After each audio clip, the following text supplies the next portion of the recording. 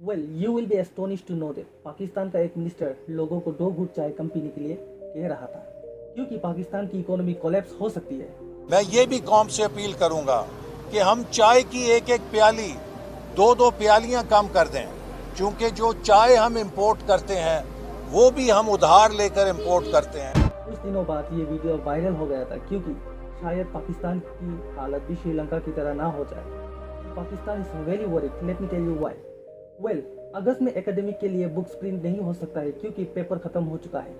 Situation इतनी खराब हो गई है, IMF से एम्प्लॉय को सैलरी ना देने की सलाह दी गई है। और तो और सिर्फ 1 लीटर पेट्रोल 180 में बिक रहा है। Well is this the end of Pakistan economy? Well let's understand Pakistan का इकोनॉमी का हाल इतना बुरा कैसे हुआ और इस स्टोरी से भारत क्या लेसन सीख सकता है। वेल पूरी बात जानने के लिए वीडियो में एंड तक बने रहिए। 1947 में शुरुआती दौर के बाद Pakistan was growing faster than India. सिर्फ भारत से ही नहीं, पूरी एशिया में पाकिस्तान 2% आगे था इकोनॉमी में।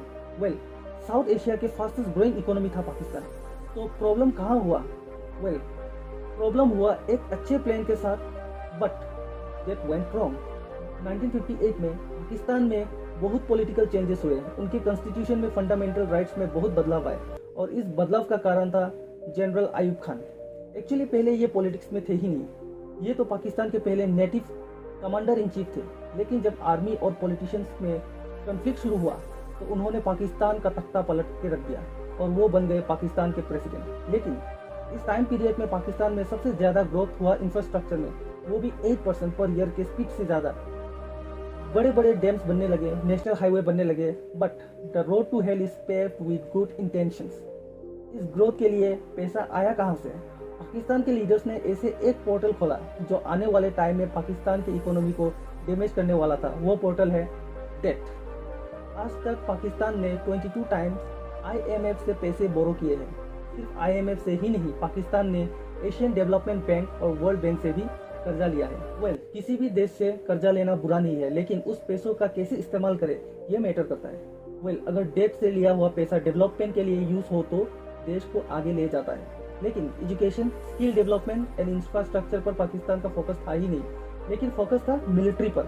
अगर हम पाकिस्तान के बजट को ध्यान से देखें तो पाकिस्तान का मेन फोकस था डेट रिपेमेंट और दूसरा है डिफेंस।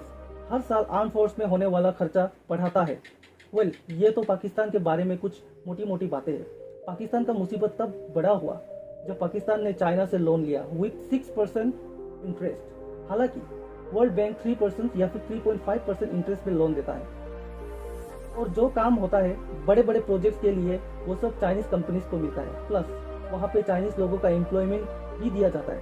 पाकिस्तान में जो प्रोजेक्ट डेवलप कर रहा है वहाँ पे आधे से ज़्यादा चाइनीज लोग हैं। वेल अगर प्रोजेक्ट में सक्सेस होता है तो वहाँ पे चाइनीज का फायदा होता है, और अगर प्रोजेक्ट फेल भी होता है तो उसमें भी चाइनीज का ही फायदा होता है क्योंकि चाइना की कंपनीज ऑलरेडी प्रॉफिट कमा चुका है।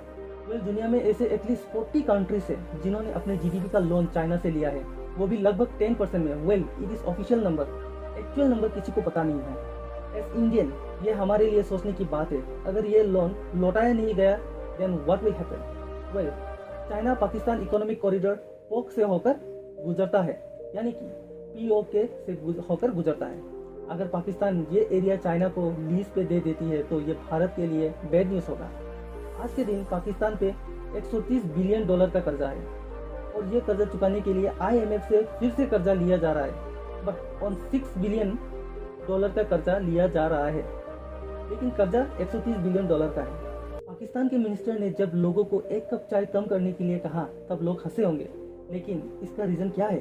पाकिस्तान दुनिया का सबसे बड़ा चाय इंपोर्ट करने वाला देश है। पाकिस्तान $600 मिलियन से भी ज़्यादा चाय के इंपोर्ट के लिए खर्च करते हैं, जिससे खरीदने के लिए प्रीशियस फॉरेन रिजर्व्स यूज होता है। वही चाय कम करने के साथ साथ कुछ गाइडलाइंस भी सेटअप किया गया है, जैसे कि दुकान शाम को जल्दी बंद करने के लिए कहा गया है ताकि बिजली का बिल कम आए। फ्राइडे के दिनों वर्क फ्रॉम होम करने के लिए कहा गया है ताकि पेट्रोल बचे। गवर्नमेंट ऑफिशियल्स को एब्रोड ट्रिप्स लेने के लिए मना किया है। साथ ही साथ अल्टरनेट डे में स्ट्रीट लाइट ऑफ रखने के लिए कहा गया है। ऐसे स्टेप्स छोटे जरूर लगते हैं, लेकिन देश के सीरियसनेस को देखते हुए ऐसा स्टेप्स लेना जरूरी लगा। वेल इन सब बातों को जानने के बाद हम आम लोग यही समझ पाते हैं कि यहाँ गड़बड़ लोगों से नहीं पॉलिटिशियन से है। अगर पॉलिटिक्स में स्टेबिलिटी होगी तो देश का राह उन्नति की तरफ बढ़ेगी। अगर ऐसी इन्फॉर्मेशन आप तक पहुँचे, चैनल को कीजिए सब्सक्राइब और दूसरे लोगों तक शेयर करते रहिए। तब तक के लिए धन्यवाद।